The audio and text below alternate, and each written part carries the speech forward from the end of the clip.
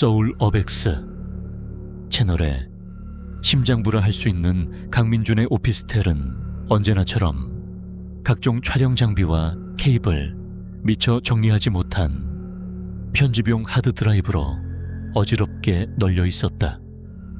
한쪽 벽면을 가득 채운 모니터에서는 지난 영상들의 썸네일이 번쩍이고 있었다.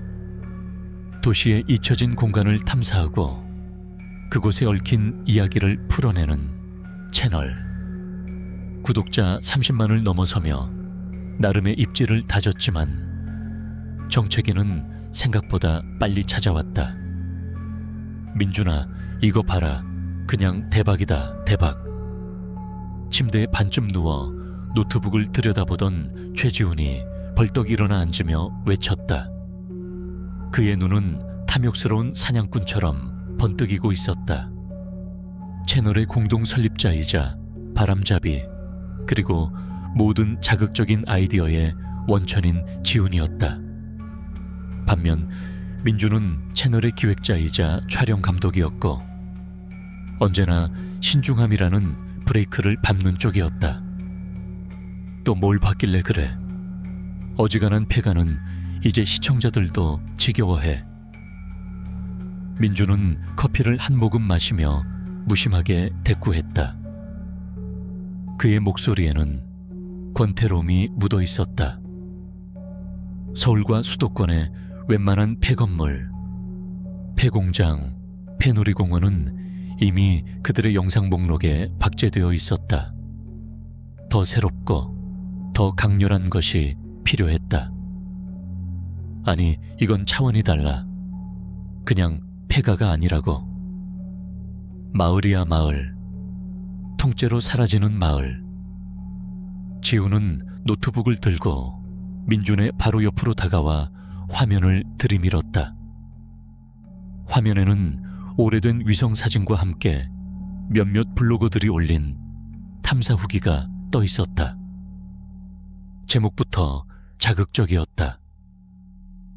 지리산 아래 리조트 건설로 사라지는 저주받은 마을을 가다. 지리산, 너무 멀잖아. 경비도 만만치 않을 거고. 민준이 현실적인 문제를 제기했지만 지훈은 들은 척도 하지 않았다. 경비가 문제냐 지금? 여기가 곧 국내 최대 규모의 고급 리조트 부지가 된대.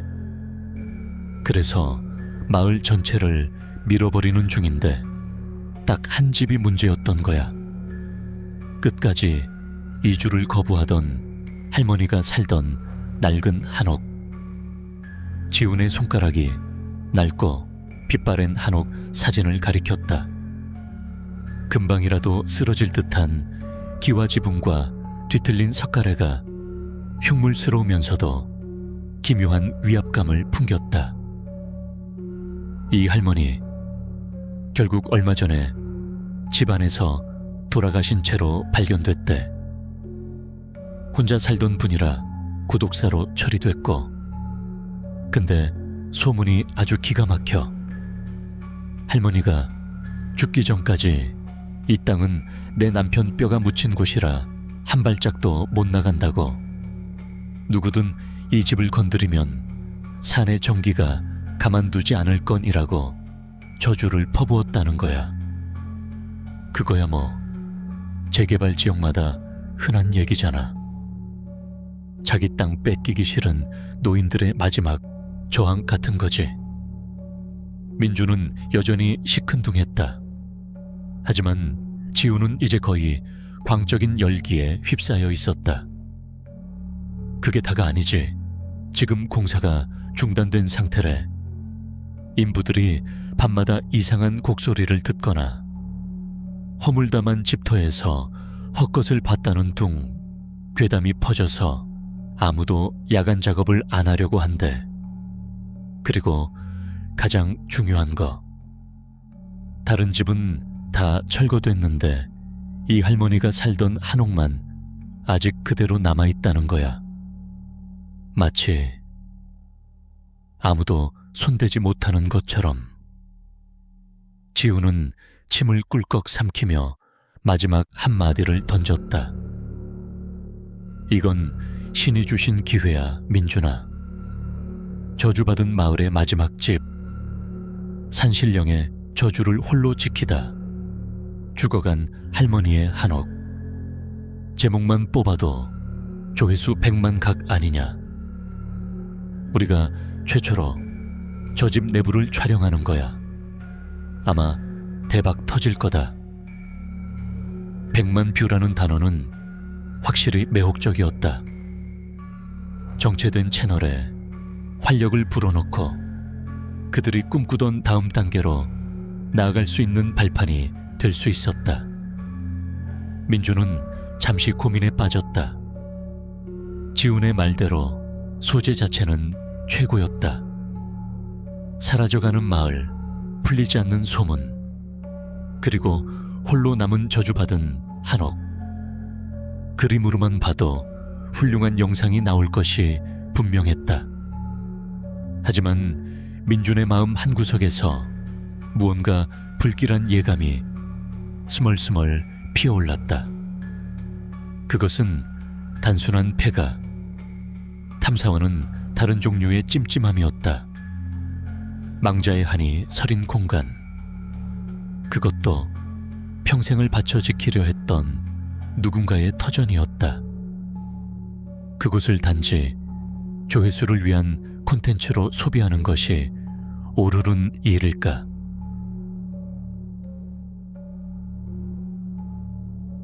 왠지 좀 꺼림칙하다. 그냥 버려진 곳이랑은 느낌이 달라. 할머니가 돌아가신 지 얼마 안 됐다며. 야, 강민준. 프로답게 굴자. 우리가 무슨 심령술사냐. 우린 그냥 도시 탐험가야. 잊혀진 공간의 마지막 모습을 기록하는 사람들이라고. 이건 기록이야, 기록. 오히려 우리가 이 집의 마지막을 영상으로 남겨주는 게 더 의미 있는 일일 수도 있어. 지훈의 교묘한 자기 합리화에 민주는 더 이상 반박할 말을 찾지 못했다. 틀린 말은 아니었다. 그들의 채널 모토 역시 사라지는 것들에 대한 기록이었으니까. 지훈의 열정과 100만 뷰라는 달콤한 유혹, 그리고 이 지긋지긋한 정체기를 벗어나고 싶다는 조바심이 민준의 이성을 서서히 마비시켰다. 알았어. 가자. 마침내 민준이 입을 열었다. 그의 대답에 지훈은 어린아이처럼 환호성을 질렀다. 오케이. 역시 강 감독. 당장 장비 챙기자.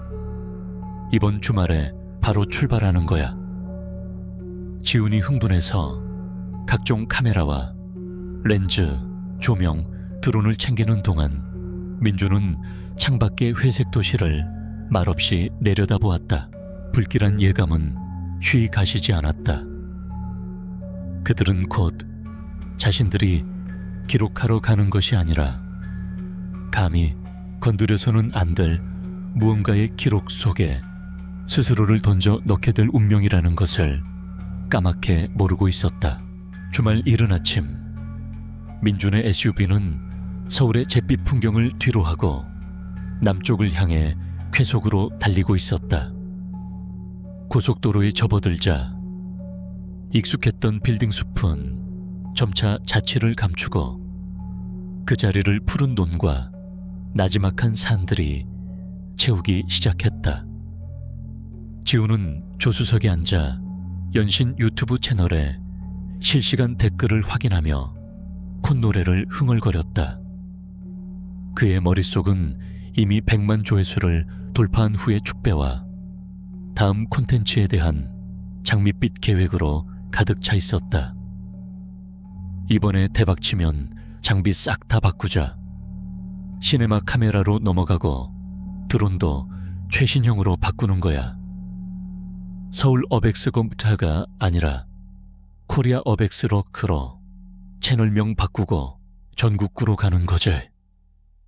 운전대를 잡은 민주는 별다른 대꾸 없이 창밖 풍경을 힐끗 쳐다볼 뿐이었다. 서울을 벗어날수록 마음을 짓누르던 불길한 예감은 옅어지기는커녕 마치 지리산의 전기라도 빨아들이는 듯 더욱 짙고 무거워지고 있었다. 그는 애써 그 불안감을 떨쳐내려 라디오 볼륨을 높였다. 몇 시간을 더 달렸을까? 지리산 국립공원이라는 거대한 표지판을 지나고도 한참을 더 구불구불한 국도를 따라 들어간 뒤에야 내비게이션은 목적지에 거의 다다랐음을 알렸다. 그들이 도착한 곳은 리조트 공사 현장의 초입이었다. 거대한 산의 허리를 무자비하게 잘라낸 듯 붉은 흙더미와 파헤쳐진 땅이 흉터처럼 남아있었다. 관계자 외 출입금지라고 쓰인 낡은 철제 펜스가 허술하게 길을 막고 있었지만 한쪽 구석은 이미 누군가에 의해 찌그러져 사람이 드나들 수 있는 통로가 되어 있었다. 자, 이제부터 진짜 시작이다. 지훈이 장비가 든 백팩을 둘러매며 의욕에 찬 목소리로 말했다. 민준도 차에서 내려 카메라와 삼각대를 챙겼다. 산에서 불어오는 바람에는 흙먼지와 함께 스산한 기운이 섞여 있었다. 사방은 쥐 죽은 듯 고요했고 간간히 들려오는 이름 모를 새소리만이 이곳이 완전히 죽은 공간은 아님을 알려주었다. 그들은 찌그러진 펜스 틈으로 몸을 구겨 넣어 공사 현장 안으로 들어섰다. 길이라고 부르기도 민망한 흙과 자갈이 뒤섞인 비포장도로가 마을이 있었을 방향으로 희미하게 이어져 있었다. 길 양옆으로는 집의 기초만 앙상하게 남은 터와 아무렇게나 쌓인 콘크리트 더미, 녹슨 철근들이 어지럽게 널려 있었다. 파괴의 흔적은 그 자체로 하나의 거대한 무덤처럼 보였다. 와, 진짜 마을 하나를 통째로 지워버렸네. 그림 한번 살벌하다. 지우는 감탄인지 탄식인지 모를 소리를 내뱉으며 연신 주변을 카메라에 담았다. 반면 민주는 왠지 모를 죄책감에 쉽사리 셔터를 누르지 못했다. 누군가는 이곳에서 태어나고 웃고 울며 한평생을 살았을 터였다. 그 모든 삶의 흔적이 돈이라는 거대한 힘 앞에서 맥없이 부서져 내린 현장이었다. 얼마나 걸었을까? 공사로 인해 끊긴 길을 대신해 숲으로 이어지는 좁은 오솔길이 나타났다. 예전 마을 주민들이 산으로 갈 때 이용하던 길인 듯했다. 그들은 망설임 없이 오솔길로 접어들었다. 그리고 바로 그 순간 민주는 저도 모르게 걸음을 멈췄다. 야, 잠깐만. 왜 또? 앞서가던 지훈이 귀찮다는 듯 뒤를 돌아봤다. 민준의 시선은 길 한가운데, 정확히는 그들의 발치에서 불과 몇 미터 앞을 향해 고정되어 있었다. 그곳에는 거대한 구렁이 한 마리가 길을 가로막고 늘어져 있었다. 햇빛을 받아 검붉게 빛나는 비늘, 어지간한 성인 남자의 팔뚝만 한 몸통. 길이는 좋게 2미터를 넘어 보였다. 그렇게 큰 뱀은 동물원에서나 볼 수 있는 것이었다. 하지만 민준을 얼어붙게 만든 것은 그 크기 때문만이 아니었다. 구렁이는 마치 죽은 것처럼 미동도 없이 그 자리에 있었다. 숨을 쉬는지조차 의심스러울 정도로 완벽한 정지 상태. 그것은 단순한 동물이 아니라 그 길을 지키기 위해 놓인 하나의 경계석처럼 느껴졌다. 아씨, 뭐야, 재수와 접게. 지훈이 얼굴을 찌푸리며 중얼거렸다. 그는 겁을 먹기보다는 방해받았다는 사실에 더 짜증이 난 듯했다. 그냥 밟고 지나가면 안 되냐? 미쳤어. 물리면 어쩌려고. 그냥 좀 기다려보자. 알아서 가겠지. 민준이 낮은 목소리로 그를 제지했다. 하지만 지훈은 그럴 인내심이 없는 남자였다. 그는 잠시 무언가를 생각하더니 백팩에서 작은 드론을 꺼내 들었다.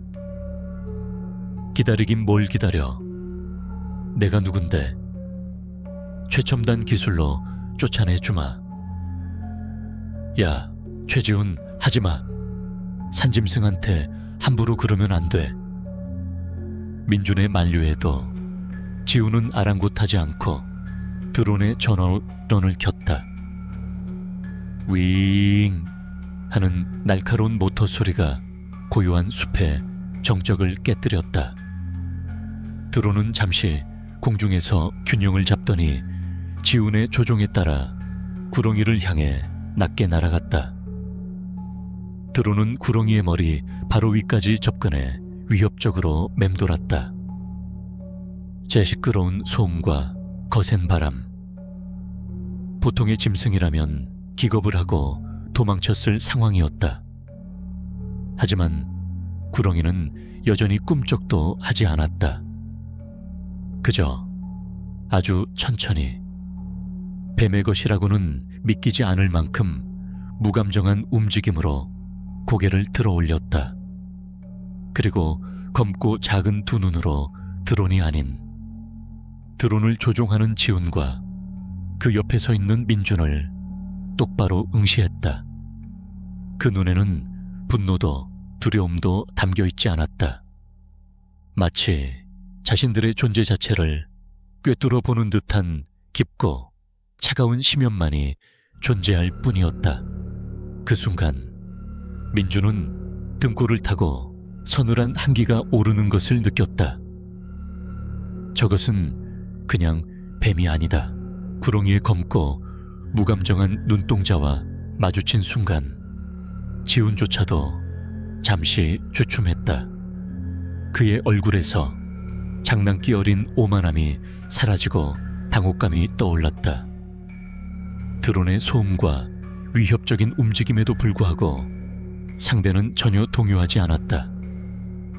오히려 자신들이 침입자임을 명확히 인지하고 있다는 듯한 단 그 시선은 본능적인 불쾌감을 자아냈다. 뭐야 저놈, 보통 깡이 아닌데. 지훈은 조종기 스틱을 거칠게 움직여 드론을 구렁이에 바로 코앞까지 하강시켰다. 거의 부딪힐 듯한 거리에서 프로펠러가 일으키는 바람이 주변의 흙먼지를 일으켰다. 하지만 구렁이는 눈 한 번 깜빡하지 않았다. 그저 칠흑 같은 눈으로 두 사람을 응시할 뿐이었다.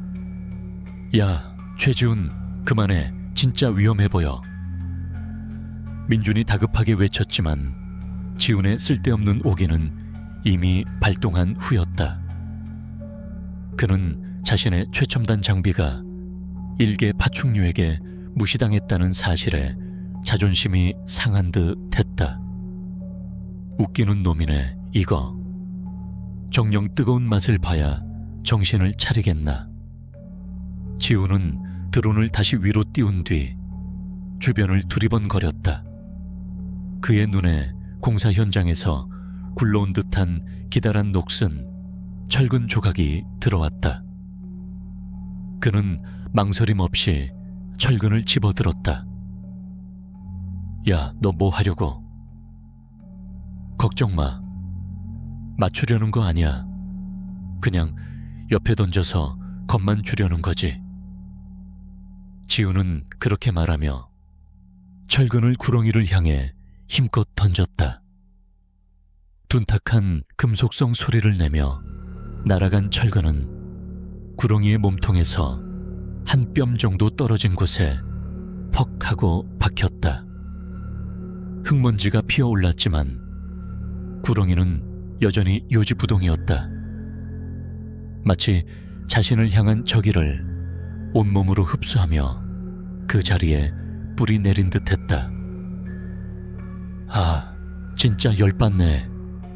비켜, 이 빌어먹을 뱀새끼야. 이성을 잃은 지훈이 욕설을 내뱉으며 주변의 돌멩이를 집어들려 하자 민준이 그의 팔을 거칠게 잡아챘다. 그만하라고 했지. 너 지금 제정신이야. 그냥 우리가 다른 길로 돌아가면 되잖아. 돌아가긴 어딜 돌아가. 해 지기 전에 저 집 짓고 나와야 한다고. 저놈 하나 때문에 계획을 다 망칠 순 없어. 두 사람이 옥신각신하는 사이 팽팽한 긴장감이 흘렀다. 민주는 지훈의 무모함과 불경스러움에 진절머리가 났고, 지훈은 민준의 답답함과 신중함에 화가 치밀었다.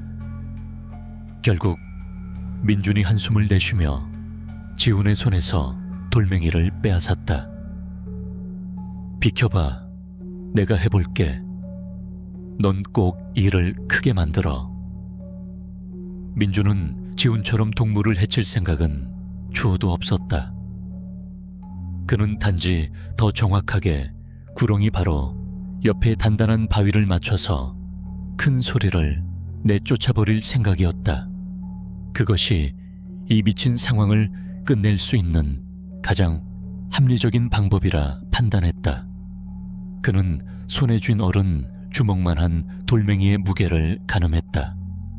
그리고 숨을 고르며 구렁이의 머리 옆 2뼘 정도 떨어진 곳에 있는 평평한 바위를 조준했다. 목표는 정확했다. 간다. 짧은 기압과 함께 돌은 민준의 손을 떠나 포물선을 그리며 날아갔다. 그가 예상했던 대로 돌은 정확히 바위를 향해 날아갔다. 하지만 바로 그 순간 아무도 예상치 못한 일이 벌어졌다. 딱 날카로운 파열음. 민준이 던진 돌이 바위 표면에 맞고 불규칙하게 튀어오른 것이다. 그리고 튀어오른 돌은 마치 자석에 이끌린 쇠부티처럼 조금의 오차도 없이 구렁이의 머리 정수리를 정확하게 강타했다. 퍽!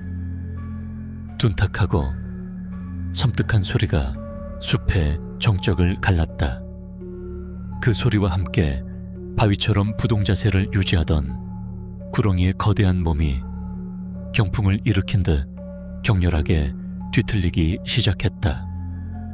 길고 검붉은 몸이 땅 위에서 미치듯이 꿈틀거리며 주변의 흙과 나무짚을 허공으로 흩뿌렸다. 그 처절한 몸부림은 마치 소리 없는 비명처럼 들렸다. 민준은 자신의 눈앞에서 벌어진 광경을 믿을 수 없다는 듯 멍하니 서 있었다.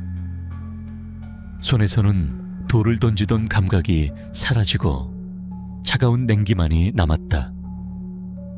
그는 뱀을 맞힐 생각이 전혀 없었다. 아니, 맞힐 수 있다고 상상조차 하지 않았다. 야, 너 그걸 맞추면 어떡해? 상황을 지켜보던 지훈조차도 경악하며 소리쳤다.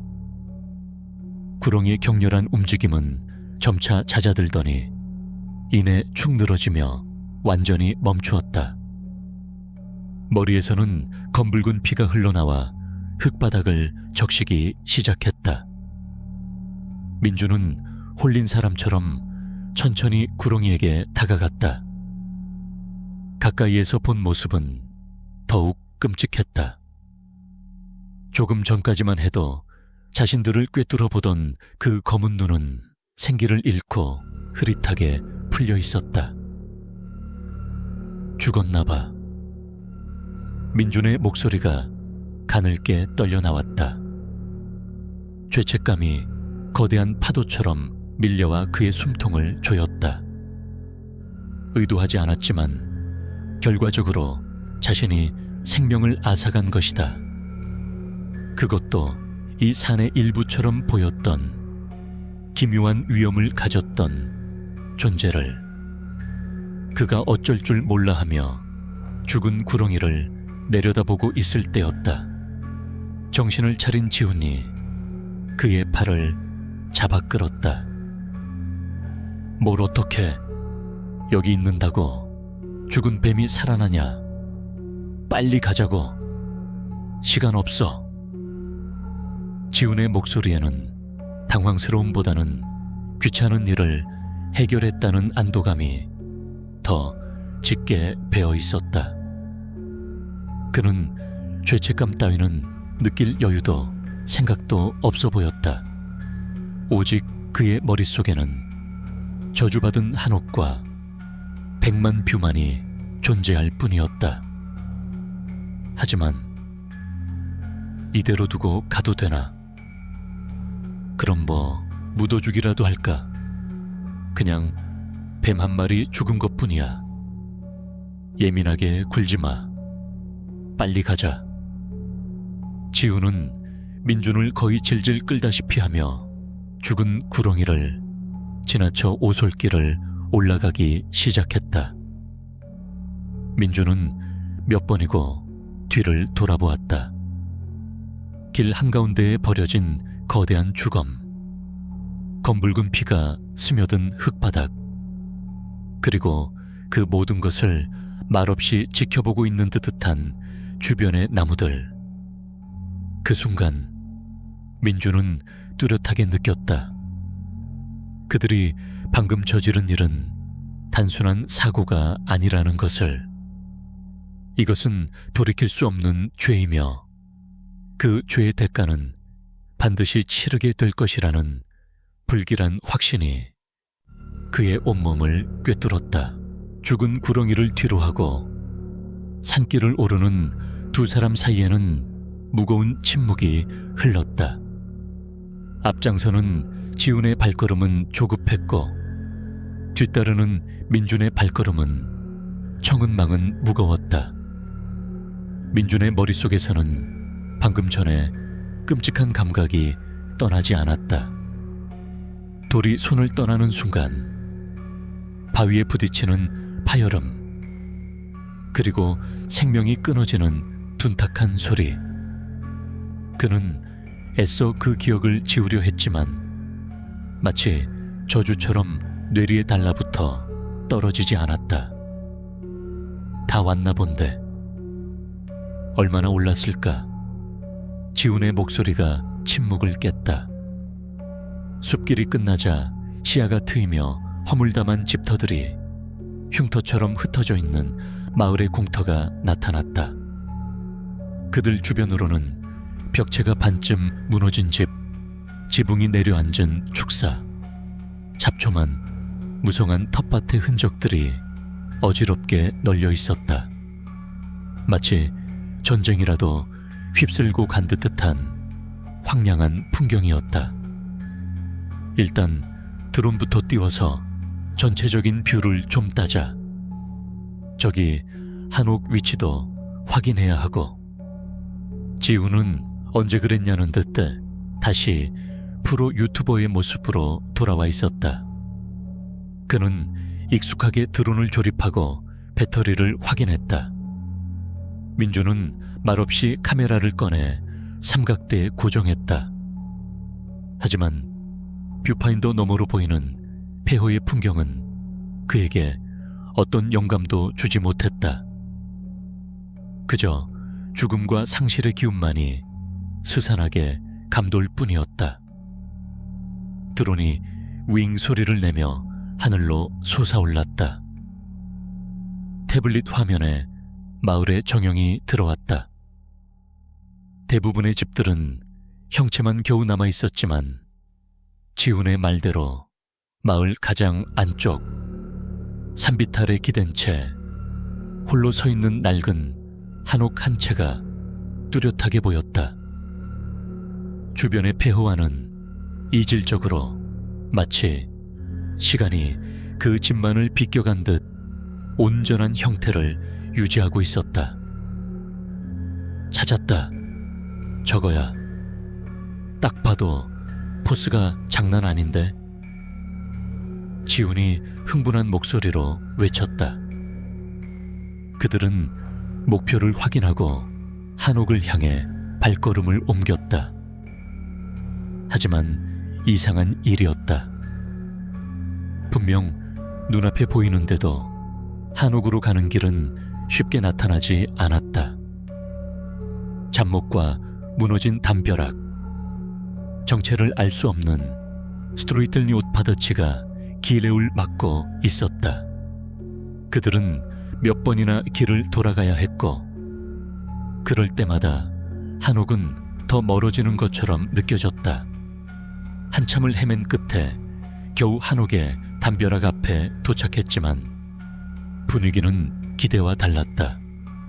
집은 생각보다 더 낡고 음산했고 대박 영상의 예감보다는 불길한 기운만이 가득했다.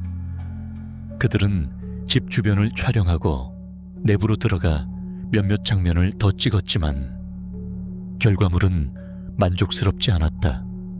영상에는 그들이 원했던 미스터리하고 오싹한 분위기 대신 그저 낡고 버려진 집의 공허함만이 담길 뿐이었다.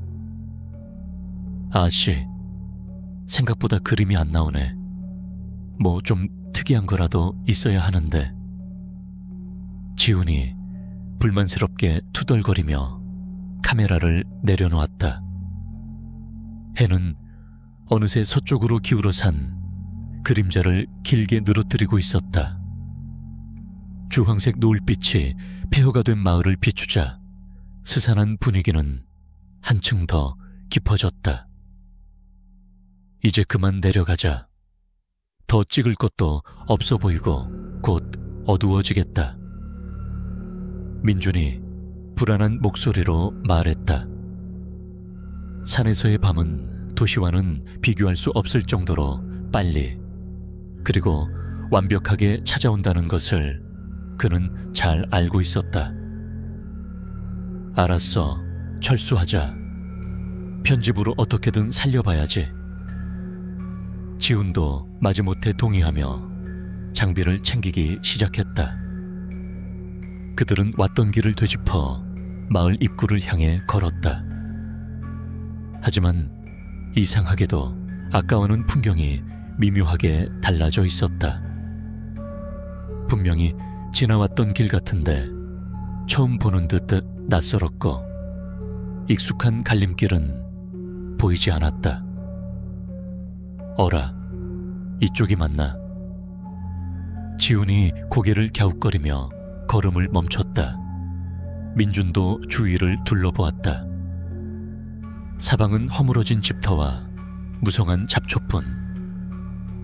모든 것이 비슷비슷해 보여 방향을 가늠하기가 어려웠다. 스마트폰 GPS 켜봐. 민준의 말에 지훈은 스마트폰을 꺼내 지도를 확인했다. 하지만 화면에는 신호를 검색 중입니다 라는 메시지만 깜빡일 뿐 파란색 현재 위치 표시는 나타나지 않았다.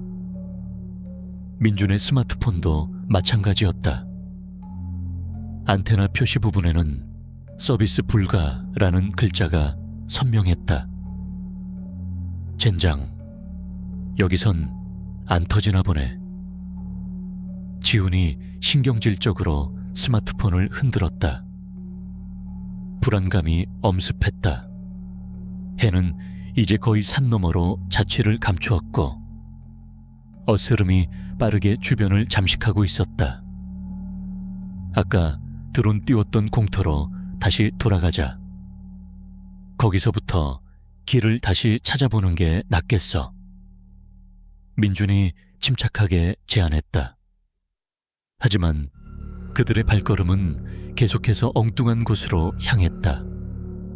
분명 공터를 향해 걷는다고 생각했는데 정신을 차려보면 다시 무너진 담벼락 앞에 와 있었다. 똑바로 나아가는 것 같은데도 어느새 방향이 틀어져 제자리를 맴돌고 있었다. 마치 거대한 미궁에 갇힌 듯한 느낌이었다. 아, 씨, 대체 뭐야? 귀신이 곡할 노릇이네. 지훈이 결국 폭발하며 발밑에 돌멩이를 걷어찼다. 그의 목소리에는 짜증과 함께 숨길 수 없는 공포가 묻어 있었다. 신경이 극도로 날카로워진 두 사람은 서로에게 책임을 떠넘기며 언성을 높이기 시작했다. 네가 이상한 길로 들어서서 그렇잖아. 뭐, 네가 제대로 확인 안 하고 따라왔으면서. 그렇게 의미 없는 다툼을 벌이는 사이 마지막 남은 빗줄기마저 사라지고 사방은 칠흑 같은 어둠에 잠겼다. 이제는 바로 앞의 지형조차 분간하기 어려웠다. 바람이 불자 무너진 집터 사이로 으스스한 소리가 울려 퍼졌다. 그들은 마치 이 산에, 이 버려진 마을에 단단히 홀린 것 같았다. 아무리 벗어나려 발버둥 쳐도 보이지 않는 벽에 막혀 제자리를 맴돌 뿐이었다. 그 순간 민준의 뇌리에 죽은 구렁이의 마지막 모습이 섬광처럼 스쳐 지나갔다. 이것은 단순한 길 이름이 아니다. 이것은 저주다. 칠흑 같은 어둠이 산을 집어삼켰다. 달빛조차 나뭇가지에 가려 온전히 땅에 닿지 못했고 그들이 기댈 수 있는 빛이라고는 각자의 스마트폰에서 나오는 미약한 손전등, 불빛뿐이었다. 바람은 더욱 거세졌다. 폐허에 구멍 뚫린 벽 사이를 지날 때마다 바람은 마치 누군가의 흐느낌 같은 소리를 냈다. 낮에는 그저 황량하게만 보였던 파괴의 흔적들이 어둠 속에서는 저마다의 원한을 품고 꿈틀거리는 괴물처럼 느껴졌다.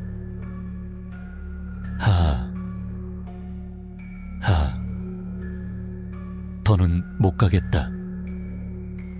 잠깐만 쉬자. 지훈이 거친 숨을 몰아쉬며 주저앉았다. 그의 얼굴은 땀과 흙먼지로 범벅이 되어 있었고 낮에 보여주던 자신감 넘치던 모습은 온데간데 없었다. 민준 역시 무거운 카메라 장비 때문에 어깨가 끊어질 듯 아팠지만 이 음산한 곳에 주저앉고 싶은 마음은 추호도 없었다. 안 돼. 여기서 멈추면 더 위험해. 어떻게든 계속 움직여야. 민준의 말이 채 끝나기도 전에 지훈의 스마트폰 화면이 깜빡거리더니 이내 꺼져버렸다.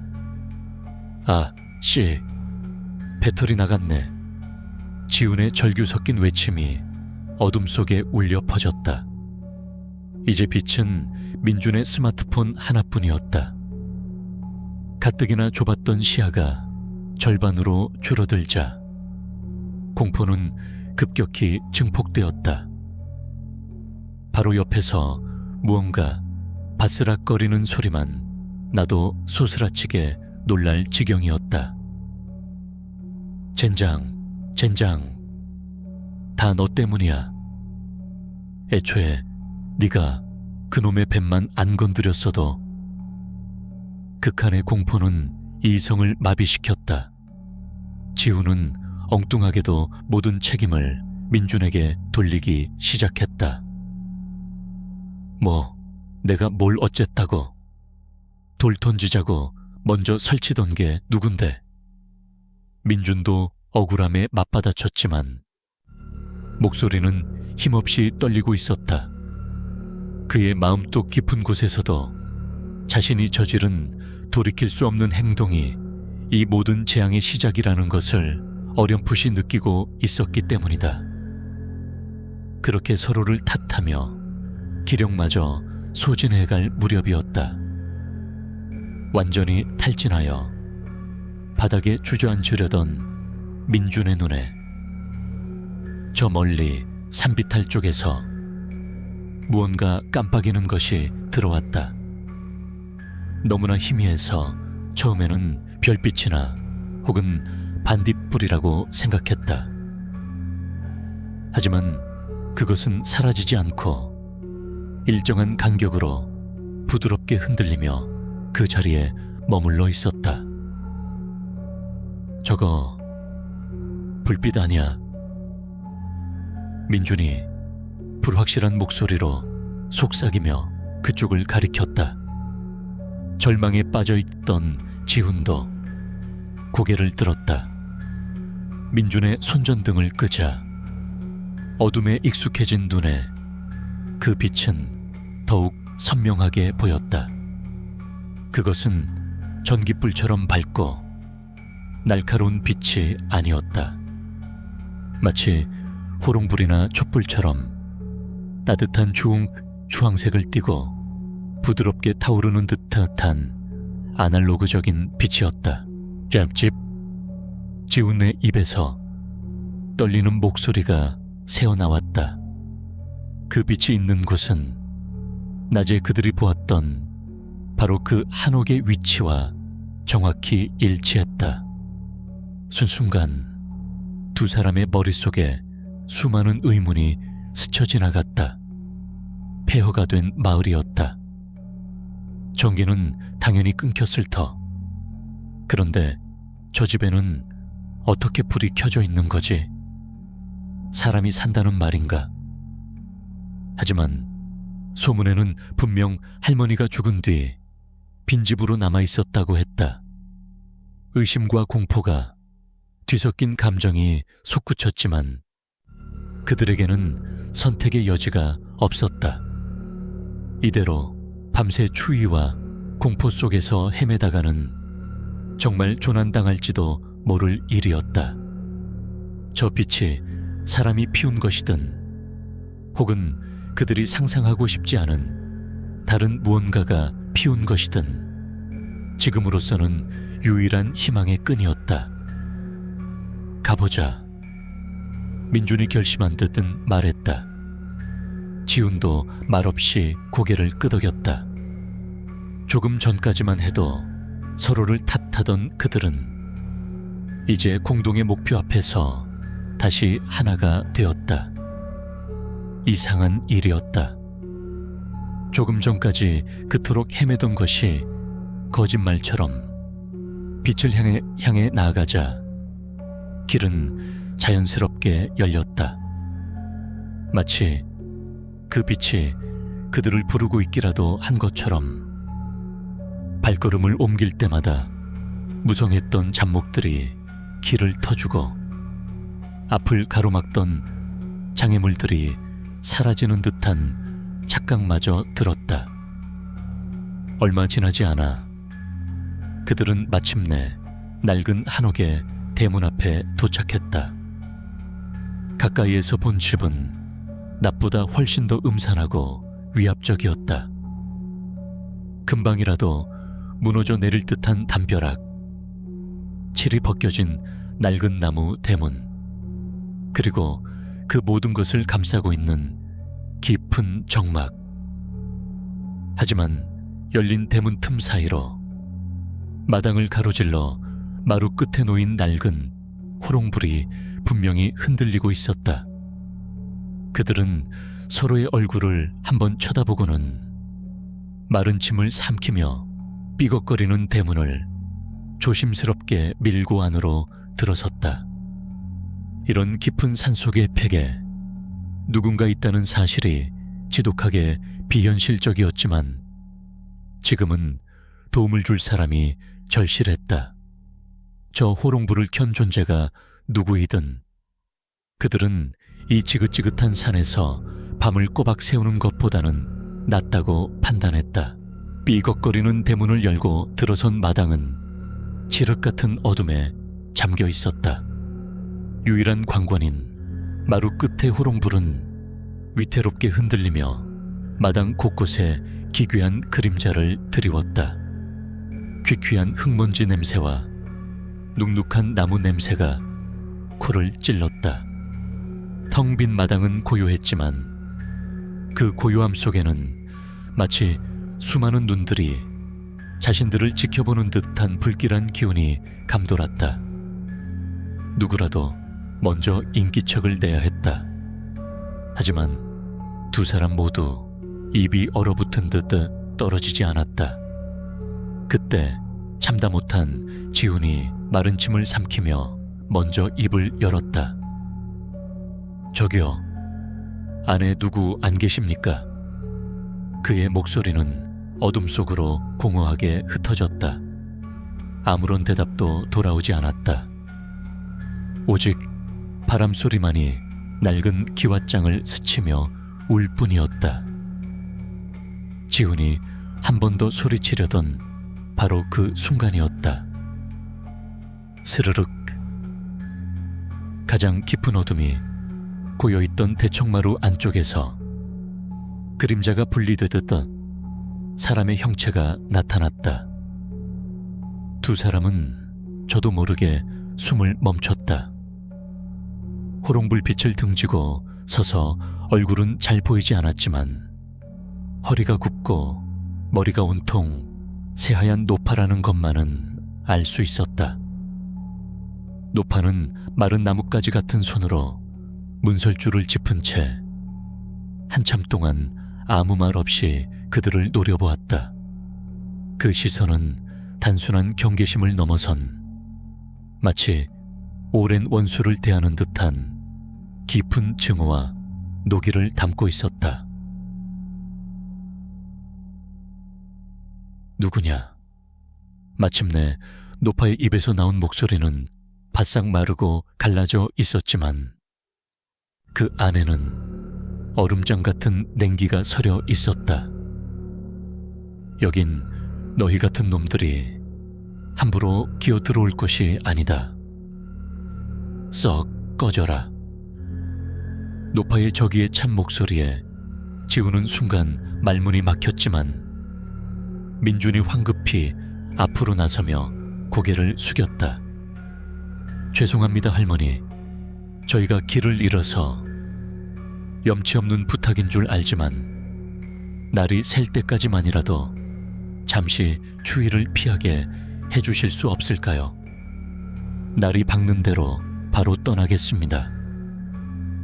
민주는 최대한 공손하고 절박하게 호소했다. 하지만 노파의 눈은 조금도 흔들리지 않았다. 오히려 그들의 행색을 위아래로 훑어보며 경멸적인 콧방귀를 뀌었다. 산 주인 허락도 없이 남의 터전에 멋대로 발을 들여놓고 이제 와서 목숨을 구걸하는 개냐. 내 놈들에게 내어줄 방은 없다. 차가운 거절에 절망감이 밀려왔다. 이대로 쫓겨나면 정말 꼼짝없이 이 어둠 속에서 밤을 새워야 했다. 민주는 마지막 지푸라기라도 잡는 심정으로 백팩을 열어 생수 한 병과 에너지바를 꺼내 들었다. 할머니, 변변찮지만 이거라도. 민주는 물병과 에너지바를 든 손을 공손하게 노파를 향해 내밀었다. 바로 그 순간이었다. 노파의 얼굴에 처음으로 변화가 일어났다. 그것은 놀라움이나 동정심이 아니었다. 마치 뱀이라도 본 듯 혹은 오물을 뒤집어 쓴 듯한 극도의 혐오감이었다. 그녀는 기겁하며 뒤로 두어 걸음 물러섰고 그녀의 눈은 민준이 내민 물건이 아닌 바로 그의 손에 고정되어 있었다. 구렁이를 향해 돌을 던졌던 바로 그 오른손이었다. 그 더러운 손 썩 치우지 못할까? 노파는 거의 비명에 가까운 고함을 질렀다. 어디서 썩은 내가 진동을 하는구나. 감히 그 추잡한 손으로 나를 더럽히려 들어. 서슬퍼런 호통에 민주는 얼어붙었다. 자신의 손에서 정말 썩은 냄새라도 나는 듯 저도 모르게 손을 등 뒤로 감추었다. 지훈 역시 노파의 격렬한 반응에 어안이 벙벙해진 표정이었다. 이제 정말 끝이라고 생각했다. 당장이라도 소금을 뿌리며 그들을 내쫓을 기세였다. 민준과 지훈은 말없이 서로의 얼굴을 쳐다보며 돌아설 준비를 했다. 그들이 체념한 채 몸을 돌리려던 그때 노파의 입에서 기어들어가는 듯한 목소리가 흘러나왔다. 죽기는 싫은 개냐? 그것은 질문이 아니었다. 모든 것을 꿰뚫어 보고 있다는 듯한 차가운 읊조림이었다. 노파는 잠시 무언가를 생각하는 듯 허공을 응시하더니 이내 마당 한쪽 구석에 작은 건물을 턱짓으로 가리켰다. 저기 광이라도 괜찮다면 마음대로 해라. 본체와는 떨어진 채 거의 허물어져가는 작은 창고였다. 그들은 잠시 망설였지만 선택의 여지가 없었다. 감사합니다, 할머니. 정말 감사합니다. 민준이 연신 고개를 숙여 인사했지만 노파는 이미 어둠 속으로 몸을 돌린 후였다. 그들이 낡은 창고에 삐걱거리는 문을 열고 안으로 들어서는 순간까지 노파는 단 한 번도 뒤돌아보지 않았다. 마치 그들의 존재 자체를 부정하려는 듯이. 민준은 창고 문을 닫으며 직감했다. 이것은 환대가 아니라 저주받은 공간으로의 초대라는 것을. 노파가 내어준 창고는 사람이 머물 공간이라고 하기엔 처참했다. 한 사람이 겨우 누울 법한 좁은 공간에는 낡은 농기구 몇 개와 정체를 알 수 없는 잡동사니들이 먼지를 뒤집어 쓴 채 아무렇게나 쌓여 있었다. 문을 닫자마자 코를 찌른 것은 곰팡내와 묵은 먼지 냄새가 아니었다. 그것은 생전 처음 맡아보는 비릿하면서도 역한 무언가 썩어가는 듯한 냄새였다. 아, 냄새 한번 지독하네. 대체 뭘 쌓아두면 이런 냄새가 나냐. 지훈이 코를 막으며 투덜거렸다. 민주는 스마트폰 불빛으로 창고 내부를 비추었다. 냄새의 근원지는 천장 구석에 뚫린 어두운 구멍 같았다. 석갈의 일부가 썩어 문드러지면서 생긴 구멍인 듯했다. 그 검은 구멍 안에서부터 끈적하고 불쾌한 악취가 스멀스멀 흘러나오고 있었다. 저 구멍에서 나는 것 같은데 안에 뭐 쥐라도 죽었나. 지우는 까치발을 들고 구멍 안을 들여다보려 애썼지만 어둠이 너무 깊어 아무것도 보이지 않았다. 민주는 딱딱하고 차가운 흙바닥에 그냥 주저앉아 버렸다. 온몸의 긴장이 풀리자 극심한 피로가 몰려왔다. 그만 보고 그냥 잠이나 자자. 해 뜨면 바로 튀는 거야. 민주는 백팩을 베개 삼아 그대로 드러누워 눈을 감았다. 구멍을 유심히 살피던 지훈도 이내 체념한 듯 그 옆에 따라 누웠다. 역한 냄새는 여전했지만 죽을 것 같은 피로감은 그보다 더 강했다. 두 사람은 거의 기절하듯 잠에 빠져들었다. 얼마나 잤을까? 민주는 문 밖에서 들려온 작고 둔탁한 소리에 번쩍 눈을 떴다. 툭! 마치 누군가 작은 돌멩이라도 던져놓은 듯한 소리였다. 잠결이었지만 이상하게 신경이 곤두섰다.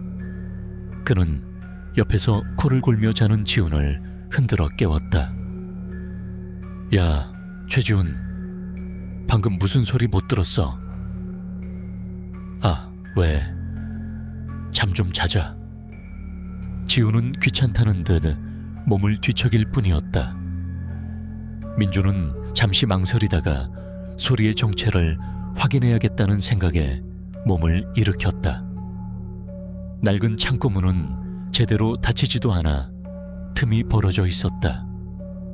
그는 그 틈 사이로 조심스럽게 바깥을 내다보았다. 그리고 그 순간 민주는 저도 모르게 숨을 멈췄다. 그들이 있는 창고문 바로 앞에 목이 부러진 시커먼 시궁쥐 한 마리가 죽어 있었다. 낮에 공사 현장에서 보았던 도시의 쥐보다 훨씬 크고 흉측한 쥐였다. 툭 소리는 바로 이 쥐가 놓이는 소리였던 것이다. 민주는 심장이 철렁 내려앉는 것을 느끼며 황급히 몸을 뒤로 뺐다. 누가, 왜, 노파가 한 짓인가? 하지만 왜 이런 짓을? 머릿속이 혼란스러워졌다. 그는 떨리는 손으로 지훈을 다시 거세게 흔들었다.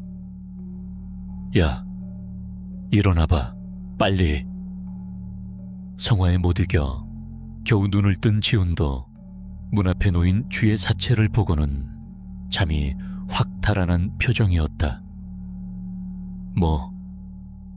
뭐야 저게? 지훈이 경악하며 속삭이던 그때 민준의 시선은 마당 건너편으로 향했다. 그리고 그는 더욱 기이하고 섬뜩한 광경을 목격했다. 마당 한가운데 어둠 속에 잠긴 산을 향해 등을 보인 채 노파가 우두커니 서 있었다. 호롱불은 꺼져 있었지만 희미한 달빛 아래 하얀 소복을 입은 노파의 실루엣은 비현실적일 만큼 뚜렷했다. 노파는 무언가를 입에 물고 있었다. 그리고 이내 귀를 찢는 듯하면서도 구슬픈 기이한 곡조가 울려 퍼지기 시작했다. 그것은 피리 소리도 단소 소리도 아니었다. 살아있는 사람의 목에서 나온다고는 믿기 힘든 짐승의 울음소리와 인간의 흐느낌이 뒤섞인 듯한 소리. 노파는 그 기이한 가락을 반복해서 불며 마치 산속의 무언가를 부르는 듯한 의식을 치르고 있었다. 민준과 지훈은 넋을 잃고 그 광경을 바라보았다. 그것은 인간 세상의 행위가 아니었다. 이 세상의 것이 아닌 무언가와 소통하려는 주술사의 몸짓처럼 보였다. 그들이 얼어붙은 채 노파를 바라보던 바로 그 순간이었다. 노파의 기이한 노랫가락이 뚝 끊겼다. 그리고 마치 등 뒤에 눈이라도 달린 듯 노파는 천천히, 아주 천천히 그들이 숨어있는 창고 쪽으로 고개를 돌렸다. 달빛을 받아 하얗게 빛나는 얼굴, 그 위에 뚫린 두 개의 검은 구멍 같은 눈.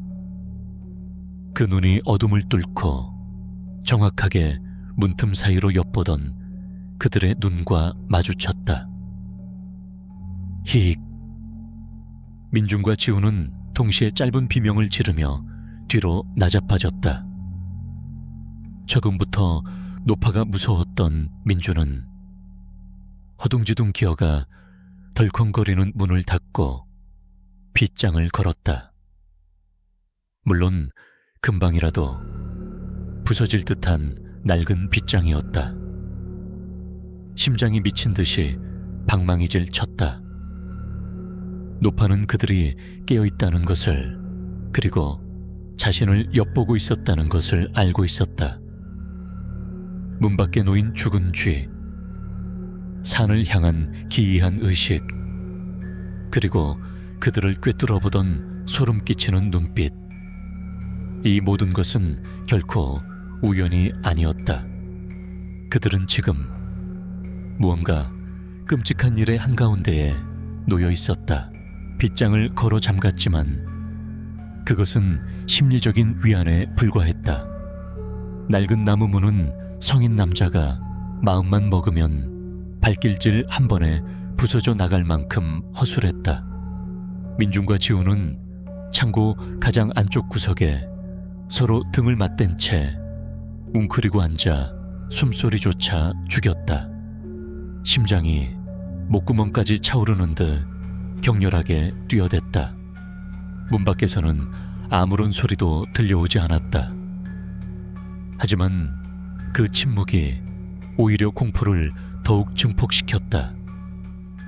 노파가 바로 문 밖에 귀를 대고 서 있을지도 모른다는 상상만으로도 온몸의 털이 곤두섰다. 얼마나 시간이 흘렀을까? 아무 일도 일어나지 않자 긴장이 조금씩 풀리면서 참을 수 없는 피로감이 다시 몰려왔다. 그들은 뜬 눈으로 밤을 새울 작정이었지만 육체의 한계는 어쩔 수 없었다. 서로에게 기댄 채 꾸벅꾸벅 졸기 시작했다. 민주는 악몽 속을 헤맸다. 거대한 구렁이가 피를 흘리며 자신을 휘감는 꿈. 노파가 기이한 노래를 부르며 자신을 향해 손짓하는 꿈. 꿈과 현실의 경계가 모호해질 무렵 그는 다시 한번 코를 찌르는 역한 냄새 때문에 잠에서 깨어났다. 아까보다 훨씬 더 심해진 냄새였다.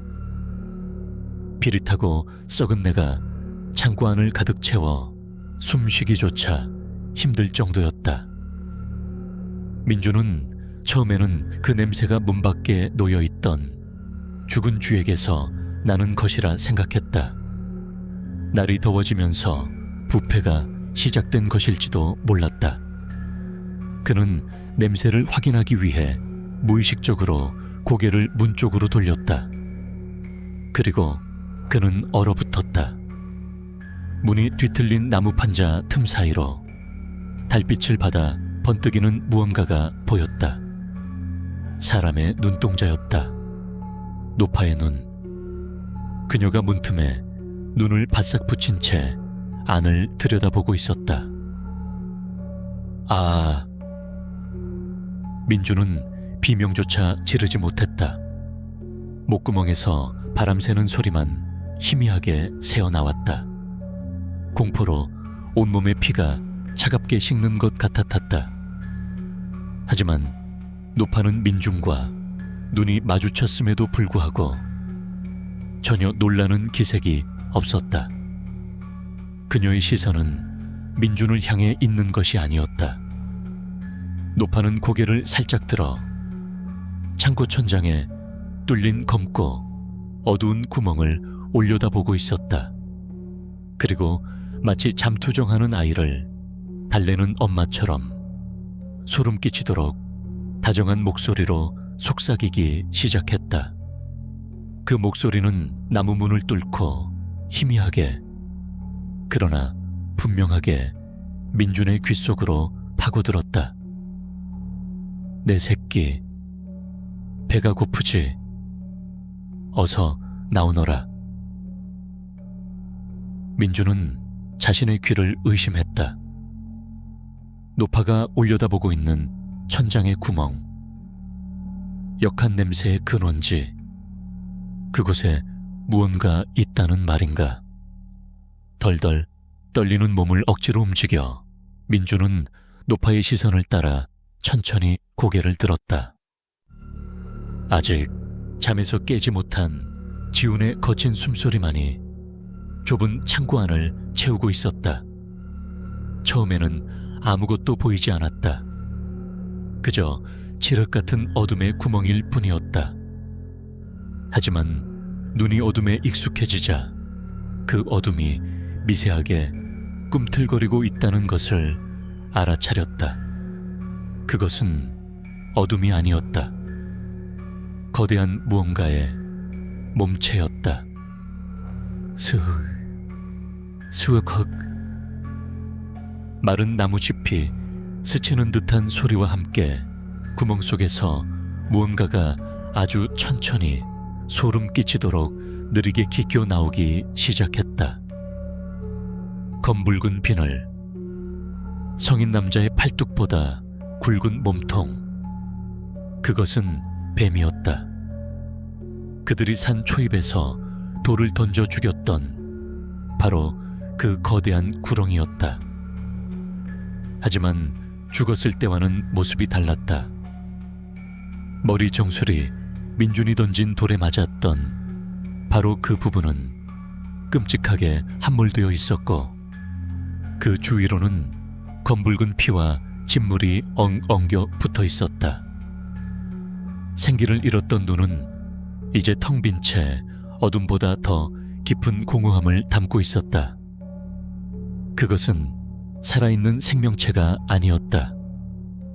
죽음의 냄새를 풍기는 망령이었다. 구렁이는 긴 몸을 천천히 늘어뜨리며 바닥을 향해 내려왔다. 그 움직임에는 살아있는 생물의 유연함이 없었다. 마치 실에 매달린 인형처럼 삐걱거리고 부자연스러웠다. 민준의 뇌는 눈앞의 광경을 이해하기를 거부했다. 온몸의 감각이 마비되고 시간마저 멈춘 듯했다. 죽었던 구렁이가 어떻게 여기에, 천장 구멍에는 왜, 그리고 저 노파는 대체. 그 순간 문틈으로 속삭이던 노파의 목소리가 다시 들려왔다. 그래, 우리 아가, 저기 맛있는 먹이가 있구나. 노파의 눈동자가 천장의 구렁이에게서 천천히 아래로 움직였다. 그리고 마침내 웅크리고 앉아 공포에 질려있는 민준과 아직 아무것도 모른 채 잠들어 있는 지훈에게로 향했다. 그것은 초대였다. 죽은 구렁이를 위한 끔찍한 만찬으로의 초대요. 마침내 민준의 목구멍에서 터져나온 것은 비명이라기보다는 짐승의 단말매에 가까운 절규였다. 얼어붙었던 몸의 신경이 한꺼번에 끊어지기라도 한 듯 그는 반사적으로 몸을 뒤로 날렸다. 그의 절규에 잠들어 있던 지훈이 화들짝 놀라 눈을 떴다. 뭐야, 왜 그래? 지훈이 잠에 취한 목소리로 묻는 순간 그의 눈에도 그 끔찍한 광경이 들어왔다. 천장에서부터 스멀스멀 내려오는 거대한 구렁이의 사체, 머리가 으스러진 채 텅 빈 눈으로 자신들을 내려다보는 그 모습은 이 세상의 것이 아니었다. 으악, 씨발, 저게 뭐야? 지훈의 입에서도 욕설과 함께 비명이 터져나왔다. 상황 파악이고 모고할 겨를도 없었다.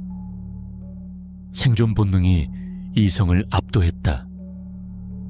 그들은 거의 동시에, 그리고 완벽하게 똑같은 행동을 했다. 도망쳐. 누가 먼저랄 것도 없이 서로를 밀치고 창고 문을 향해 돌진했다. 낡은 나무 빗장은 그들의 몸뚱이에 부딪혀 우지끈 소리를 내며 허무하게 부서져 나갔다. 문을 박차고 마당으로 뛰쳐나온 그들은 한순간도 뒤돌아보지 않았다. 값비싼 카메라, 렌즈, 드론이 든 백팩은 이미 그들의 안중에 없었다. 오직 살아야 한다는 생각뿐이었다. 대문을 향해 미친 듯이 달려나갔다. 칠흑 같은 어둠 속에서 발밑에 돌부리에 걸려 넘어지고 무릎이 깨져 피가 흘렀지만 아픔을 느낄 새도 없었다. 등 뒤에서 방금 전 자신들이 gat혀있던 그 창고에서부터 무언가 거대한 것이 땅바닥을 스치며 기어나오는 소리가 들리는 듯했다 했다. 스웨흑 스스스슥. 그 소리는 그 어떤 추격자의 발소리보다도 더 끔찍하게 그들의 등골을 서늘하게 만들었다. 대문을 벗어나 폐허가 된 마을길로 접어들었다. 낮에는 그토록 헤매던 미로 같은 길이 지금은 거짓말처럼 훤하게 뚫려있는 듯 했다. 하지만 그들을 쫓아오는 것은 구렁이의 망령만이 아니었다. 흐흐흐. 어디선가 노파의 기이한 노랫가락이 다시 들려오기 시작했다. 처음에는 멀리서 들리는 듯 하더니 어느새 바로 등 뒤에서 들리는 것처럼 가까워졌다. 또 어느 순간에는 왼쪽 숲속에서, 또 다른 순간에는 오른쪽 무너진 집터에서 들려왔다. 마치 산 전체가 그 기이하고 애달픈 곡조를 연주하며 그들을 조롱하는 것 같았다. 그 노랫소리는 그들의 발걸음을 올가매는 보이지 않는 족쇄처럼 느껴졌다. 헉, 헉, 더 빨리. 지훈이 거의 울부짖으며 소리쳤다. 민주는 배가 터져나갈 듯한 고통 속에서도 전 먹던 힘까지 다해 달렸다. 낮에 구렁이를 죽였던 그 오솔길에 다다랐다. 길 한가운데에 있어야 할 구렁이의 사체는 온데간데 없이 사라져 있었다. 검붉게 굳어있던 핏자국만이 그곳에서 벌어졌던 참극을 희미하게 증명할 뿐이었다. 그들은 미끄러지고 구르며 필사적으로 산을 내려갔다. 나뭇가지에 얼굴이 긁히고 옷이 찢겨나갔다. 등 뒤에서 끈질기게 따라오던 노랫소리는 그들이 공사 현장에 초입, 찌그러진 펜스 틈을 빠져나올 때까지도 결코 끊어지지 않았다. 마치 이 산의 경계를 넘어서는 순간까지 저주가 끝나지 않을 것이라고 경고하는 듯했다. 마침내 아스팔트 도로의 차가운 감촉이 발밑에 느껴졌을 때 두 사람은 그대로 바닥에 쓰러져 버렸다. 엉망진창이 된 몰골로 그들은 거친 숨을 몰아쉬며 자신들이 방금 빠져나온 어둠에 잠긴 산을 돌아보았다. 더 이상 노랫소리는 들려오지 않았다. 하지만 산 전체가 거대한 생물처럼 숨을 쉬며 깊고 검은 눈으로 자신들을 노려보고 있는 것 같은 착각에 사로잡혔다. 그들은 도망친 것이 아니었다. 그저 놓아주었을 뿐이라는 사실을 그 순간 뼈저리게 깨달았다. 동이 트기 시작할 무렵 민중과 지우는 만신창이가 된 몰골로 국도변의 작은 기사식당에 겨우 도착했다. 24시간 영업이라는 낡은 간판 불빛이 그들에게는 지옥에서 본 구원의 빛과도 같았다. 즉 식당 안으로 비틀거리며 들어서는 그들을 본 나이, 지긋한 주인장은 기겁을 했다. 흙먼지와 피로 범벅이 된 얼굴, 공포에 질려 풀린 눈동자, 갈기갈기 찢어진 옷. 마치 험한 산에서 맹수에게 쫓기다 온 사람들의 모습이었다. 아이고, 젊은이들, 대체 어디서 뭘 하다 이 꼴이 됐는가. 주인장은 놀라면서도 따뜻한 물수건과 물 한 컵을 먼저 건넸다. 두 사람은 한참 동안 아무 말도 하지 못하고 물만 들이켰다. 겨우 정신을 차린 민준이 떨리는 목소리로 지난밤 그들이 겪었던 일을 두서없이 털어놓기 시작했다. 폐허가 된 마을, 길을 막던 구렁이, 그리고 낡은 한옥에서 만난 기이한 노파와 죽었던 구렁이의 이야기까지. 이야기를 듣는 내내 주인장의 얼굴은 점점 심각하게 굳어졌다. 그들의 이야기가 끝나자 그는 깊은 한숨을 내쉬며 담배 한 개비를 꺼내 물었다. 허허, 결국 건드리지 말아야 할 것을 건드렸구먼. 그 양반 성질머리가 보통이 아니었을 텐데. 그 할머니를 아세요? 지훈이 믿을 수 없다는 듯 물었다. 주인장은 희뿌연 담배 연기를 내뿜으며 창밖에 어슴푸레한 산 능선을 바라보았다. 알다마다 이 동네 토박이 중에 뱀 할매 모르는 사람이 있을라고. 당신들이 말한 그 한옥, 원래 원래에는 마을에서도 터가 가장 좋다고 소문난 집이었어. 근데 남편이 일찍 죽고 나서부터 할매가 사람이 변했지. 주인장은 마치 오래된 전설을 이야기하듯 나직한 목소리로 말을 이어갔다.